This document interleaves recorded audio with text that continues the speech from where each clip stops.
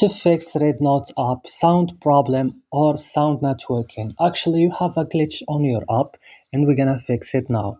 First, open the settings of your device, click at apps option and search for REDnote and click. Scroll this list down, click storage option, click clear cache. And back, click on force stop and click OK. Go guys to Play Store or App Store, update your REDnote, restart your phone, and that's it. Don't forget to like and subscribe and see you next tutorial.